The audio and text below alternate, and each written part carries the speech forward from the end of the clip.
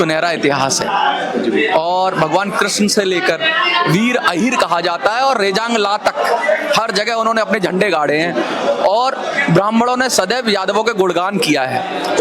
उनके जो इष्ट देव हैं भगवान कृष्ण, उनकी पूजा की है। ये कौन से ब्राह्मण आ गए कलयुगी ब्राह्मण? क्या लगता है रावण इन्हीं को कहते हैं? देखिए, हर समाज में, हर जाति, हर धर्म में दो तरह के लोग होते हैं, एक मानव प्रवृत्ति के, एक दानव प्रवृत्ति के। तो मैं ये तो नहीं कहूंगा कि मानव प्रवृत्ति के लोग हैं, ये दानव प्रवृत्ति के लोग हैं जो कि मानवता के लिए कहीं ना कहीं बहुत बड़ी चुनौती के रूप में है, जो समाज को बांटने का काम कर रहे हैं। इस तरह की घटना होना, 21वीं सदी के भारत में इस तरह की घटना होना, आज हम किस तरफ जा रहे हैं? आज आप केवल इस बात के लिए कि वो एक मतलब वो यादव समाज से आते हैं, उनकी छुट्टियां काट रहे हैं, उनको पैरों में नाक रगड़वा रहे हैं, आप क्या संदेश देश को देना चाहते हैं? अगर यादव समाज भी इस तरह की घटना करने लगा तो शायद घटनाएं इतनी ज्यादा हो जाएंगी कि आप उसको मतलब मुश्किल हो जाए, बहुत मुश्किल देश के लिए हो जाएगा। क्योंकि वो तो वीर अहिर के नाम से जाने जाते हैं, अगर वो अपनी पे उतर आए तो काफी कुछ हो सकता है। देखिए, मैं ये कहता हूँ जी, यादव समाज की अगर बात करें तो यादवों का एक बहुत बड़ा गौरवशाली इतिहास रहा है। ये वो जाति, वो धर्म, ये वो समाज के लोग हैं जो सभी जाति सर्व धर्म के लोगों को मान सम्मान देते हैं, सबकी रक्षा करने का काम करते हैं। रेजांगला जैसा वॉर 120 यदुवंशियों ने लड़ा, ऐसा अद्वितीय वॉर आज तक चाइना नहीं देखा होगा, जहां 120 यदुवंशियों ने 3000 चीनी सैनिकों से लोहा लिया। तो ऐसे समाज के लोग, आप कोई सा भी युद्ध देख लीजिए, यादव समाज के बिना, मैं बड़ी बात बोल रहा हूँ, यादव समाज के बिना कोई सा भी युद्ध संपन्न नहीं हुआ है। और केवल वो उसके हिस्सेदार नहीं थे, उन्होंने अगुवाई करी है हर युद्ध में, अपनी बलिदानियां दी हैं, कुर्बानियां दी हैं। जहां तक धर्म की बात करें तो ब्राह्मण समाज के लोगों को भी सबसे ज्यादा अगर मान सम्मान देते हैं तो मैं कहता हूँ यादव समाज के लोग देते हैं। शुरू से हम यादवों को पूजनीय मानते चले आए हैं। कृष्ण जी, भगवान और सुदामा जी की मित्रता का मित्रता का जो उदाहरण है वो बहुत बड़ा उदाहरण है। ऐसा नहीं लगता कुछ लोग इस पर रोटियां सेकना चाहते हैं कि ब्राह्मण यादवों को लड़ाओ और हमारी कुछ मामला सेट हो जाएगा? ऐसा भी हो रहा है कि काफी लोग आ रहे हैं, क्योंकि बड़े पैमाने पर, चाहे ब्राह्मण समाज हो, चाहे कोई भी समाज हो, चाहे बड़े बड़े जो नेता हैं या बड़े बड़े जो बाबा हैं, महात्मा हैं, उन सब ने इसकी निंदा की है और इसका कोई भी रीजन, चाहे आधार कार्ड की बात हो, कुछ भी उठाया गया, कोई भी जस्टिफाई नहीं करता कि आप किसी को पूरी रात ऐसे मारेंगे, पीटेंगे, किसी भी जाति का हो। क्या लग रहा है कि फिर इस पर अब राजनीति होना शुरू हो गई है? देखिए, ये बिल्कुल इस पर राजनीति से होना शुरू हो गई है। मैं भारत सरकार से एक निवेदन हम लोग करना चाहेंगे अपने संगठन के माध्यम से, कृष्णवंशी महासभा के और समाज के सभी लोगों के माध्यम से एक निवेदन हम करना चाहेंगे कि एक स्पेशल कमेटी इन चीजों के लिए बनाई जानी चाहिए। जब भी देश में किसी भी जाति धर्म के लोग दूसरी जाति धर्म के लोगों पर केवल इस आधार पर कुछ घृणित कार्य करें कि वो इस जाति या इस धर्म से हैं, तो तुरंत उस पर एक्शन लिया जाना चाहिए। अगर उस पर तुरंत ठोस कार्रवाई और कठोर कार्रवाई होगी तो मैं समझता हूँ इस तरह की घटनाएं आगे नहीं होंगी, घटनाओं पर विराम लगेगा। इस तरह का ये लग रहा है, क्या कहेंगे ये जो घटनाएं घट रही है? ये यादव समाज के आत्मसम्मान को ठेस पहुंचाई गई है। किसका खून नहीं खौला है, पढ़ सुन करके अखबारों में सिंहों की गर्दन कटवा दी, कुत्तों के दरबारों में कहने की बात हुई। जिसका मान मर्यादा नहीं रही, जिसका अस्तित्व न रखा जाए। आप बताइए, अगर कोई कहे रेणु तिवारी के पेटीकोट से गंगा जी अवतरित हुई हैं और शुद्धिकरण के लिए गंगा जी की जगह उनके मूत्र का प्रयोग किया जाए तो क्या होगा? आप वही बताइए क्या होगा? अगर इस तरह से ऐसी अमानवीय घटनाएं घटेगी, समाज बटेगा, टूटेगा। कैसे हम हिंदू राष्ट्र बना पाएंगे जब खुद नहीं संगठित हो पाएंगे? जिस तरह के घृणित चीजें चल रही हैं, जिस तरह से समुदाय को एक दूसरे के खिलाफ अपशब्दों का प्रयोग किया जा रहा है, उस पर क्या कहेंगे? देखिए, ये हमारी एजुकेशन की कमी है, हमारी संस्कृति और सभ्यता की कमी है, हमारी गरिमा अस्तित्व की कमी है। आज यह स्थिति आ गई, गृह युद्ध में बढ़ जाएंगे, कभी हिंदू मुसलमान से लड़ेंगे, कभी यादव पंडित से लड़ेंगे, देश टूटेगा, कमजोर होगा। हमारा फायदा होगा इससे? किसी को फायदा नहीं होगा, कमजोर होगा, फायदा नहीं होना। संगठित रहने के लिए, संतुलित रहने के लिए आपसी भाईचारा और विचार मिलना चाहिए। जब विचारों में नहीं रहेगा, आज आप सोचिए वो दौर चला गया, मैं तो इसमें मुकुटमणि की गलती कहूंगा, वो दौर चला गया जब तुम्हें कथा ही सुनाना था तो तुम जाकर के संविधान सुना देते, कृषि विज्ञान सुना देते, देश की कुछ और बातें सुना देते। कथा का दौर कहाँ है? जब यादव लोग पढ़े लिखे नहीं होते थे, पंडित जी को भगवान मानते थे, देवता नहीं भगवान मानते थे। अब यादव जी हर क्षेत्र में जो है, क्षितिज से अंबर तक, धरा से हर जगह सर्वत्र व्यापी है, ताकत भी है, पैसे भी है, शिक्षा भी है यादव में। तो तुम मूर्खता का काम कर रहे हो। धर्म को धंधा बना के पैसे कमा रहे हो, क्या जरूरत थी? तुम बच्चों को संविधान पढ़ाते, विज्ञान पढ़ाते, भौतिक चीजें पढ़ाते तो जाके कुछ परिवर्तन होता। ऐसे में मुकुटमणि की गलती है, उसने धर्म का धंधा बना लिया। अब लोग जाग चुके हैं, कथा फथा करने की कोई जरूरत नहीं है, सब सोशल मीडिया मोबाइल से जानकारी मिल जाती है कि आप किसी अनपढ़ पंडित को गुरु बना करके कुछ विकास थोड़ी करोगे। केवल जो है अज्ञानता में जो अंधविश्वास जन्म लेता है उसके आधार पर ही आप परेशान रहोगे। मुकुटमणि के बारे में आज पता चल रही है कि इनकी छानबीन और उनकी सुरक्षा के लिए दूसरे झांसी से पुलिस बुलवा के गई, लेकिन उनके घर पर ताला लगा हुआ है और ताला लगने के बाद वो मोबाइल उनका बंद है, कहाँ गए? ऐसे में आदमी के जब सम्मान घट जाता है तो मरने मिटने के लिए तुल जाता है, छिप छिप करके जीता है, आत्महत्या कर लेता है। अब बताइए, कभी मुकुटमणि यादव अपने रिश्तेदार के यहाँ जाएंगे, समाज में जाएंगे, बाजार में जाएंगे, मार्केट में जाएंगे, बच्चे परिवार से मिलेंगे तो घुट घुट को जीना होगा, घुट घुट कर करके जीना होगा कि यही आदमी है साले के ऊपर, उसके ऊपर पेशाब कर दी, पेशाब करके शुद्धिकरण कर दिया। शुद्धिकरण का हमारे विधान में यही विधि है,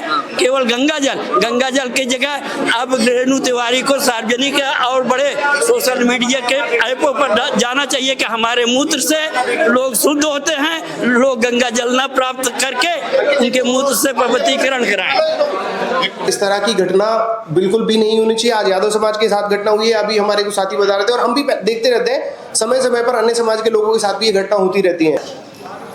हम इटावा गए, हमने वहाँ जिलाधिकारी महोदय जी को भी ज्ञापन दिया इस संबंध में, और जो पीड़ित हैं उन पीड़ितों से भी मिले। आपको जानकर हैरानी होगी, उन्होंने इतनी बातें हमें बताई कि उनके साथ क्या क्या हुआ, शायद सोशल मीडिया पर इतना कुछ नहीं चला। उन्होंने यहाँ तक की बातें हमें बताई कि लोगों ने सिगरेट जला करके उन्हें सिगरेट से दागा तक, और खुद मुझे उन्होंने अपनी शर्ट निकाल करके दिखाई। सुबह का जब समय होने वाला था, लोग दातुन करके आते जा रहे थे, जो भी उधर से आता जा रहा था वही चाटे मारता जा रहा था। तो पूरी रात उन लोगों के साथ में इस तरह का व्यवहार किया गया, जो कि बहुत अमानवीय व्यवहार। जी। तो वही व्यवहार उनके साथ पूरी रात होता रहा, केवल और केवल इसलिए कि वो यादव समाज से थे। और इस बात से कोई भी अगर ये कहे कि वो लोग अनभिज्ञ थे, अनजान थे, तो ये गलत है, क्योंकि वो लोग मात्र 3 से 4 किलोमीटर की दूरी पर उनका निवास था और 8-10 किलोमीटर की दूरी में उनकी सारी रिश्तेदारियां थी, उनके बेटे बेटी सब सारे शादी संबंध वहाँ हुए हैं। तो इस बात की सब लोगों को जानकारी थी कि ये लोग यादव समाज से हैं। वो कह रहे हैं कि नाम बदल रहे थे, 2 आधार कार्ड आरोप लगा रहे। जहां तक हमने पता किया, उनका कोई 2 आधार कार्ड नहीं थे, उनका एक आधार कार्ड था। जब इस तरह की घटना हो गई और वो वीडियोस बाहर आने लगी, तो उसको कवर अप करने के लिए आप क्या कहोगे कि किस लिए आपने मारा?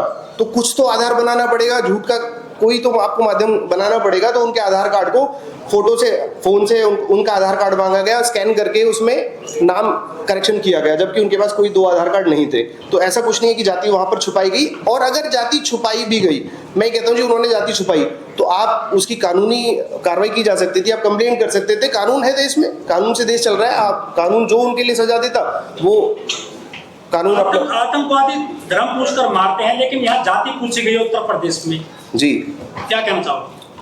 ये सर हम इसका पूरी तरह से विरोध करते हैं, जाति पूछकर। तो ये केवल ये नहीं कि यादव समाज के लिए इस बात को बोल रहे हैं, किसी भी समाज के व्यक्ति के साथ इस तरह की कोई भी घटना नहीं होनी चाहिए। और अगर ब्राह्मण समाज की बात करें तो ब्राह्मण समाज भी पूज नहीं रहा है, हम भी आज मानते हैं, पूजते हैं, लेकिन हर जाति हर धर्म में कुछ अच्छे लोग होते हैं, कुछ बुरे लोग होते हैं, कुछ मानव प्रवृत्ति के होते हैं, कुछ दानव। जी, उनका कहना यही तो, पूजोगे तो हम ही ना, आप क्यों पूजोगे? इसी बात में तो लफड़ा ही है सर। तो फिर वो इतिहास को अच्छे से जाने। आप जिनको पूज रहे हैं वो कौन है? आप कृष्ण भगवान की बात कर रहे हैं, कृष्ण भगवान को जानिए कि वो कौन है। आप तिरुपति बालाजी मंदिर लोग जाते हैं, तिरुपति बालाजी मंदिर की स्थापना किन्होंने की थी? 9वीं सदी में एक यादव राजा ने कराई थी, और आज भी वहां प्रथम दर्शन का जो कपाट खोलने का जो अधिकार है वो यादवों का है। और केवल यादवों के नहीं, और ऐसे बहुत सारे, अब काशी विश्वनाथ में जलाभिषेक होने वाला है, वहां पर सावन के सोमवार का जो पहला अधिकार है वो यादव समाज का है। और केवल यादवों के नहीं, ऐसे भारतवर्ष में बहुत सारे मंदिर हैं जहां जाट समाज के लोग, गुर्जर समाज के लोग, यादव समाज के लोग और अन्य बिरादरियों के लोग भी पीढ़ी दर पीढ़ी वहां पर जो है मेहनत है, पूजा पाठ वहां करते चला रहे हैं। तो ऐसा बिल्कुल भी नहीं है कि ये कोई आरक्षित चीज है कि एक ही समाज इस बात को करेगा।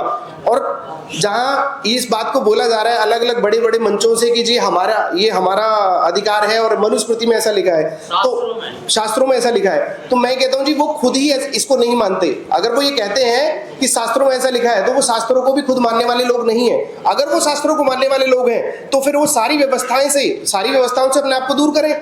जितने भी आईएएस ऑफिसर्स हैं, पीसीएस हैं, आईएफएस है, आईआरएस है, शास्त्रों में कहीं नहीं लिखा कि ये लोग वहां पर जाकर के बैठेंगे। जितने भी राजनीतिक लोग हैं वो ग्राम प्रधानी के चुनाव से लेकर के ब्लॉक प्रमुखों, जिला पंचायतों, विधायकों, सांसदों या मुख्यमंत्री लेवल का कोई व्यक्ति हो ब्राह्मण समाज से, अगर आप ये कहते हो कि वो शास्त्र सम्मत बात है कि ये हमारा अधिकार है, तो फिर आप उसी को लागू करिए, बाकी सारी व्यवस्थाएं छोड़िए। पूजा पाठ वर्चस्व की लड़ाई है। देखिए, इसको मैं वर्चस्व की लड़ाई आप लोग कह सकते हैं, मान सकते हैं, क्योंकि अब एक पीस मैं देखता हूं सब जगह कि ये समाज जागृत क्यों हो रहे हैं। अब तक लोगों को जैसे चलाया जा रहा था, ज्यादातर चीजों के विरोध नहीं होते थे, लेकिन अब जो नई जनरेशन है, हर समाज के बच्चे पढ़ रहे हैं, युवा टेक्नोलॉजी से जुड़े हैं, ये एआई का जमाना है, टेक्नोलॉजी का जमाना है, तो आज किसी भी चीज को की सच्चाई की सत्यता की जांच करना बहुत ज्यादा वैसा नहीं है, तो आज ज्यादा भ्रमित नहीं किया जा सकता इसी चीज के लिए। एक बड़ा स्लोगन है कि राजा का बेटा राजा बनेगा। आप क्या ब्राह्मण का बेटा ब्राह्मण का काम करेगा, ये बात हो गई है? या यादव का बेटा है तो वही काम करेगा जो करते आए? देखिए, जो ज्ञानी है, जिसको ज्ञान है, वो ज्ञान का प्रचार प्रसार करेगा, इसमें कोई आरक्षण बिल्कुल से नहीं। ये है कि ब्राह्मणों ने बड़ा आरोप लगाया है कि कथावाद सुनो की पत्नी के साथ छेड़छाड़। आपने शुरू से सारी वीडियोस को देखा हो और अगर किसी पत्रकार साथी ने उन वीडियोस को अच्छे से जांच किया हो तो ऐसा कोई भी प्रमाण या कोई भी साक्ष्य निकल करके सामने नहीं आया कि उन्होंने उनकी पत्नी के साथ में किसी भी तरह की अभद्रता की। जो रात की वीडियोस हैं उसमें साफ साफ स्पष्ट दिखाई दे रहा है कि तुम यादव होकर के और ब्राह्मणों के गाँव में कथा करोगे, यहाँ हमारे 109 घर हैं, ये हैं। उसके अलावा उन्होंने कहा कि यादव बहुत गुंडाई कर रहे हैं और राजनीति में भी आगे जा रहे हैं और अब तुम मंदिर पंडित बनोगे, अब तुम ये करोगे। शुरू में सबसे पहले उन्होंने आधार कार्ड का कार्ड खेला। जब लगा कि आधार कार्ड की बात ज्यादा नहीं चल पाएगी तो उन्होंने छेड़छाड़ वाला आरोप लगाया। उन्हें ये भी लगा कि इसका खंडन हो सकता है क्योंकि प्रमाण नहीं है, तो उन्होंने कहा कि ये तो सत्ताधारी पार्टी के राष्ट्रीय अध्यक्ष से इनकी डायरेक्ट बात है और ये हम ऐसा कर देंगे वैसा कर देंगे। इस तरह के उन्होंने आरोप लगाने की कोशिश करी। फिर चौथा स्टेटमेंट, पांचवा स्टेटमेंट उनका आया जी हम तो फिर रोना गाना शुरू हुआ कि जी हम तो बहुत ज्यादा पीड़ित हैं। ये अगर वो पीड़ित हैं, उनके पति की आप स्टेटमेंट सुनेंगे तो बोल रहे हैं कि जी हमारे साथ ऐसा हो जाएगा वैसा हो जाएगा। उनकी पत्नी की स्टेटमेंट सुनेंगे तो उनकी पत्नी ने स्टेटमेंट अभी दी कि अभी तो मूत्र छिड़का गया है, अभी तो इनकी गर्दन कटनी चाहिए सालों की। और मैं बहुत ज्यादा बातें बोल नहीं सकता, शायद आपने वो वीडियोस देखी होंगी।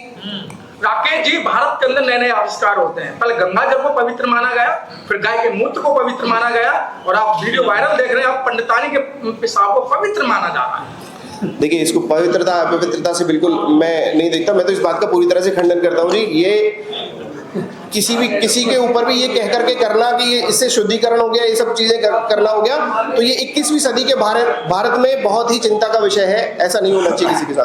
राकेश जी, वर्तमान सरकार में ये देखा गया है कि ब्राह्मण और पंडितों पे अगर कोई भी आरोप लगाया गया है तो वो सिद्ध करने में आपको एड़ी से चोटी तक का दम लगाया गया, पर फिर भी आपने जो कार्रवाई चाहिए वो नहीं हुई। क्या कहना चाहेंगे?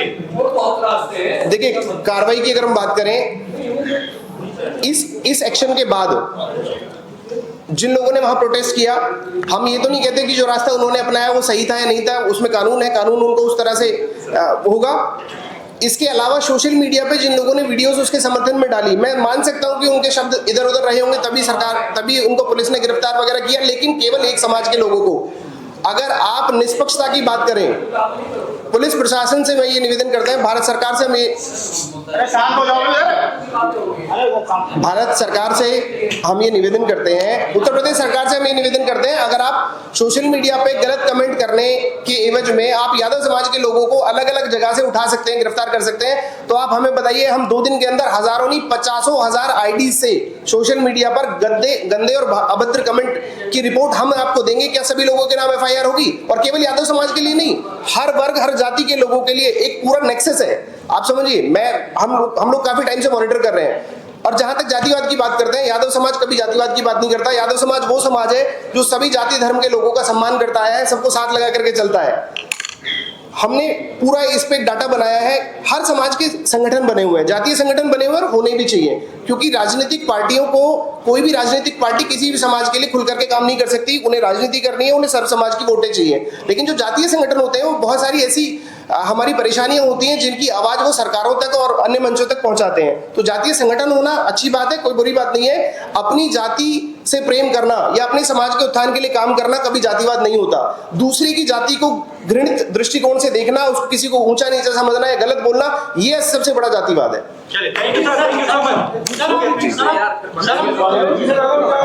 राजनीतिक तौर पर आप मजबूत हैं, सरकार रही है अखिलेश यादव जी की, मुलायम सिंह यादव जी की, रक्षा मंत्री भी रहे थे मुलायम सिंह यादव जी। आप पॉलिटिकल इतने मजबूत है, लेकिन सामाजिक स्तर पर आप इतने शोषण किया गया है, क्या बदलाव नहीं आ रहा है पॉलिटिकल के बाद में सोशलिस्ट का? नहीं, ऐसा नहीं कि बदलाव नहीं आ रहा है। अगर परिवर्तन ना होता तो आज का युवा देखिए बहुत जागरूक है, टेक्नोलॉजी से सब लोग जुड़े हुए हैं और कहीं ना कहीं अलग अलग तरीके से हम इसका विरोध करते हैं, प्रदर्शन करते हैं, बाकी सब चीजों को सामने लाने की कोशिश करते हैं। तभी आज हमने इस मंच को चुना। यादों में क्या अंतर देखते हैं आप? देखिए कोई अंतर कहीं नहीं है। होता क्या है कि राजनीतिक दृष्टिकोण से जहां पार्टियों को लाभ मिल रहा होता है वहां उनकी बातें थोड़ी प्रमुखता से उठ जाती हैं, जहां लाभ नहीं मिल रहा होता है उनकी बातें प्रमुखता से नहीं उठती हैं। केवल इतना फर्क होता है। इसका विकल्प क्या है सर? आप लोग जो विरोध हो रहा है कि आप पता नहीं करा सकते, इसका विकल्प क्या है? नहीं, इसका विकल्प सर जैसा अभी बताया गया, इसका यही विकल्प है, आप सब शिक्षित बनिए, सब पठन पाठन कीजिए, ज्ञान अर्जित कीजिए, और जब आपको ज्ञान होगा तो आपको किसी दूसरे व्यक्ति की आवश्यकता ही नहीं पड़ेगी। अखिलेश जी तो विदेश पढ़ कर आए थे, उनकी भी कुर्सी दबाई गई थी। आप पढ़ने की बात करते हैं, पढ़ने की नहीं, हमारे यहाँ जो है वो तो एजुकेटेड है। अखिलेश जी तो सीएम रहे, उनके पापा जी रक्षा मंत्री रहे थे। इन्हीं व्यवस्थाओं के खिलाफ तो ये आज कॉन्फ्रेंस रखी गई है कि जो वो घटना हुई, इस तरह की और अनेकों बहुत घटना, अखिलेश जी पूर्व मुख्यमंत्री रहे इसलिए वो घटना इतनी बड़ी आई। आए दिन समाज में बहुत सारी ऐसी घटनाएं होती हैं जहां स्पेशली जाति को टारगेट करके, मैं यादव जाति की केवल बात नहीं कर रहा, केवल जातियों को टारगेट करके उनके खिलाफ इस तरह की घटनाएं होती हैं। हम इस बात के लिए पहल करते हैं कि किसी भी जाति या समाज के लोगों को उनका धर्म या जाति देखकर उनके साथ इस तरह का कृत्य नहीं होना चाहिए। ठीक है सर, ठीक है, धन्यवाद। मैंने साहित्य पढ़ा है, मैंने बाबा साहब को पढ़ा है, भगवान बुद्ध को पढ़ा है, ये पढ़ेंगे। ये देखिए नहीं कावर भी ढो रहे हैं, लेकिन चोट तो आप पड़ी है ना। अब तक तो कुछ और ही समझ रहे थे अपने आप को, अब उनको भी लगा कि हम भी उसी कैटेगरी में। तो ये घटनाएं हैं, ये समाज को एकजुट करेंगी, लेकिन फिर भी सरकार से, शासन से, प्रशासन से हमारा ये अनुरोध है कि भाई ऐसी घटनाओं की न्यायिक जांच हो और जो निर्दोष लोगों पे कार्रवाई की जा रही है। आप देखिए हमारी सरकार में कार्रवाई भी जाति देख के होती है। कोई हमारा सवर्ण साथी है तो उसमें कोई धारा लगती है, और कोई दलित है, पिछड़ा है या मुस्लिम है तो उसमें कोई धारा लगती है। यादव जी धर्म के ठेकेदार तो सबसे बड़ा ओबीसी है ना? नहीं, ओबीसी कैसे धर्म का ठेकेदार है? क्यों? जब कावड़ का जब मसला आता है, जब अखिलेश जी की कुर्सी को गंगा जल से पवित्र किया गया था, उस समय आप कहाँ थे? हमने उस समय भी विरोध किया था, आपको शायद जानकारी नहीं, मैंने आर्टिकल लिखा था उस समय, और हमने रोहित वेमुला पे भी विरोध किया था, बहुत से लोग उसमें थे। सर जात पूछना अपराध है, जात छिपाना अपराध है? देखिए मैं आपको एक उदाहरण बताता हूँ। आज भारत सरकार में या प्रदेश सरकार में बहुत सारे सवर्ण लोग हैं जो अपनी जात छिपाकर आरक्षण का लाभ लेते हैं। अब उनको पकड़ के उनका मुंडन कर दिया जाए, उनसे नागर लगवाई जाए, क्या भारत का संविधान ये अलाउ करता है आपको? जात छिपाना एक अपराध हो सकता है, उसके लिए कानून है, थाना है, चौकी है, अदालत है, उसमें आप कैसे क्या कर लेंगे कि ये होगा?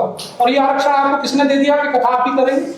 मनुस्मृति तो लागू नहीं है हमारे देश में। यादव जी, आपको कथा करने से हिंदू समाज जो है वो रोक रहा है, तो क्या यादव समाज हिंदू है या नहीं है? नहीं, देखिए मैं तो सबको भारतीय मानता हूँ, मैं इसमें पढ़ता ही जो भारत में रह रहा है वो भारतीय। बाबा साहब ने जो हमारी प्रस्तावना है, हम भारत के लोग का है, we the people of India का, उसमें मैं धर्म पे जाता ही, सब लोग भारतीय।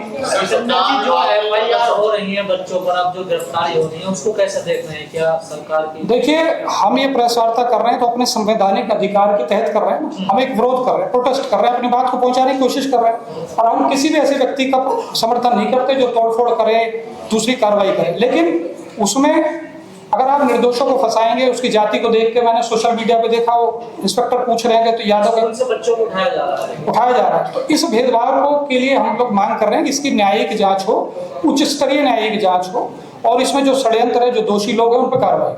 गगन यादव आपकी समाज के बड़े युवा नेता हैं और समाज को मुखर होकर के बोलते हैं, वो वहाँ पर गए थे। उनको भी कहीं ना कहीं पुलिस प्रशासन टारगेट कर रहा है, उनकी आर्मी और तमाम बच्चों को गिरफ्तार करने की कोशिश कर रहा है। उन बच्चों के बारे में क्या योजना बनाई? देखिए, मैं एक उदाहरण देता हूँ आपको। अभी पीछे करनी सेना ने प्रदर्शन किया, कितनी अरेस्टिंग होगी उसमें आज तक, कितने लोग वांटेड है उसमें, उन पर कार्रवाई हुई क्या? लेकिन अगर जाति देख के, धर्म देख के कार्रवाई होगी तो देश के ताने बाने के लिए नुकसान। डॉक्टर अम्बेडकर ने कहा था कि भारत का इतिहास कुछ नहीं है, सिर्फ बुद्धिज्म और मनुवाद के बीच का टकराव महज है। आप मानते हो कि वो कहीं ना कहीं मनुवाद और बुद्धिज्म में जो असमानता है वो कहीं ना कहीं वर्तमान परिस्थितियों में ज्यादा गहराई दे रही है, क्योंकि हिंदू राष्ट्र की कल्पना जो है वो सरकार के साथ मुल्क भर में चल रही है। अभी ये खबर आ रही है कि जो सवाल तो जिनके साथ लापता हो गए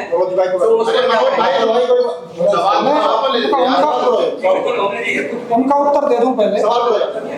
देखिए, ये आपकी बात राहुल जी सही है कि जब सत्ता का आश्रय प्रश्रय किसी को भी मिलेगा तो वो आदमी की हिम्मत दुस्साहस की बढ़ जाती है। आज आप ये प्रकरण इसलिए देख पा रहे हैं कि मैं किसी वर्ग को, किसी वर्ण को, किसी जाति को टारगेट नहीं कर रहा। हर जाति में अच्छे बुरे लोग होते हैं, बहुत सारे सवर्णों में लोग हैं, मैं पोस्ट देख रहा हूँ हमारे पक्ष में डालते हैं, अच्छी बातें कह रहे हैं। मैं सिर्फ उन लोगों को कह रहा हूँ जिनकी मानसिकता मनुस्मृति को मानने की है, भेदभाव की है, और उनको ऐसा लग रहा है कि सत्ता में उनके लोग बैठे हैं, केंद्र में उनके लोग बैठे हैं, तो उनकी गलत फहमी है। सरकार किसी एक समाज से, एक जाति से, एक धर्म से नहीं बनती, सबका वोट उसमें दिया जाता। तो जब दूसरे समाजों के साथ अन्याय होगा, अत्याचार होगा, तो वो अब नहीं देंगे, 27 में 29 में जवाब देंगे। तो मुझे नहीं लगता कि कोई भी टॉप लीडरशिप ये चाहेगी कि किसी एक वर्ग को ज्यादा प्रेशर दिया जाए, दूसरे को कम दिया जाए। ये तो हर एक शासक के लिए भी मुश्किल है ना। लॉ एंड ऑर्डर की दिक्कत आप देख रहे हो, प्रदेश में रोज घटनाएं हो रही, तो मुझे नहीं लगता कोई मुख्यमंत्री, प्रधानमंत्री ये चाहे। सरकार इस तरफ वार्ता के बाद भी सजग नहीं होती है और कोई कड़े डिसीजन नहीं लेती, तो क्या करेंगे आप? देखिए, आगे हम लोग एक प्रतिनिधि मंडल बना के पीड़ित से भी मिलेंगे और अपने समाज को, पिछड़े समाज को जगाएंगे कि भाई आप जो शास्त्र, जो धर्म, जो आपको कथा करानी है आप अपने आप करिए। केरल में, तमिलनाडु में एक कानून बन गया, आप वकील बनते हैं तो बैरिस्टर की डिग्री लेते हैं, डॉक्टर बनते हैं एमबीबीएस की डिग्री लेते हैं, हर एक पेशे की एक डिग्री है। तो पुरोहिताई की डिग्री तमिलनाडु, केरल में संविधान के तहत लागू है। कोई व्यक्ति योग्य है, उसको ज्ञान है, शास्त्रों का ज्ञान है या पढ़ा लिखा है, वो एक परीक्षा दे और पुरोहित बन जाए। तो इसमें आरक्षण क्यों रहे? यादव जी, ऐसी खबरें आ रही कि जो पीड़ित है उनसे संपर्क नहीं हो पा रहा है, उनकी सुरक्षा के लिए कुछ उपाय करेंगे, क्या करेंगे, क्योंकि मामला बड़ा संगीन है। देखिए, अभी तो मेरे संज्ञान में नहीं है, लेकिन जैसे आपने बताया हम इसका ज्ञापन देंगे, उनको भी जाएंगे भी, मिलेंगे भी लोगों से। लोकतंत्र में तो यही अधिकार है ना आपको कि भाई आप अपनी बात को कह सकते हैं, मंच पे जाके समझा सकते हैं। यादव जैसे एक चीज और है, उत्तर प्रदेश में जो पिछड़ी जाति के कुछ लोग हैं उनको एससी में जोड़ा जा रहा है, उस पर क्या कहना चाहेंगे? जो मंत्री भी बने बैठे हुए हैं, ये दूसरा विषय, आज का विषय नहीं। यादव के साथ हुआ है सर, आज यादव के साथ हुआ था, प्रेस कॉन्फ्रेंस कर रहे हैं, अगर बाकी उन जातियों के साथ हुआ उनके साथ आप नहीं, आपको शायद जानकारी नहीं है। मेरे कुछ साथी यहाँ थे, मैंने रोहित वेमुला के लिए किया था कार्यवाही, प्रदर्शन किया। मैं इसको यादव खाली उस पर नहीं देखा, ये मेरे समाज में हुआ है, मैं जरूर अपने समाज के लोगों को लेकर बैठा हुआ हूँ, क्योंकि यादव जो है उत्तर प्रदेश में पिछड़ों में सबसे बड़ी जाति है, और जो सबसे बड़ी जाति है उसका कर्तव्य भी सबसे बड़ा। अगर हम नहीं करेंगे, विरोध नहीं करेंगे, तो जो और शोषित पीड़ित लोग हैं वो हमारे साथ जुड़ेंगे नहीं। वो सोचेंगे भाई यादव भी दब गए तो वो भी वैसे ही बढ़ जाएंगे। और दबना, लोकतंत्र में आपको अधिकार है, आप अपनी बात दमखम से कहिए और सरकारें इसको मानेंगी, झुकेंगी, क्योंकि संख्या बल से, आपके वोट से सरकार बनती है ना। सिकंदर जी, शोषण भी आप लोगों का हुआ, अपमान भी आप लोगों का हुआ, घेरा भी आप ही लोगों को जा रहा है देश भर की तरफ से और सरकार और मीडिया की तरफ से भी। तो ये ऐसा क्यों हो रहा है? आप ही को ही आरोपी बनाया गया है। देखिए, मैं ये ऐसा होता है जैसे सामंतवाद में, मनुवाद में यही होता है कि जो पीड़ित है उसी के ऊपर मुकदमे लगा दिए जाते हैं। लेकिन जब जनबल जागेगा, लोग जागरूक होंगे तो सब चीजें वापस होंगी, चेंज होंगी, क्यों नहीं होंगी? भाई जो लोकतंत्र है वो तो जनबल से है ना, जनता की ताकत से खड़ा। अखिलेश यादव जी को विलन बना दिया, इसमें पूरा की राजनीति कर रहे हैं, इस पे देखिए। नहीं, किसी को, घटना को, किसी को अपमानित करना और किसी को सम्मानित करना राजनीति कैसे हो जाएगी? अगर आप किसी को अपमानित कर रहे हैं और मैं आज उसके पक्ष में यहाँ कह रहा हूँ, तो ये राजनीति नहीं होगी ना। राजनीति तो हर व्यक्ति किसी न किसी विचारधारा से जुड़ा हुआ। सर, पहले दलितों पे शोषण हुआ, फिर मुस्लिमों पे हुआ और अब आप पे यानी यादवों पे हो रहा है। अगला नंबर किसका है सर?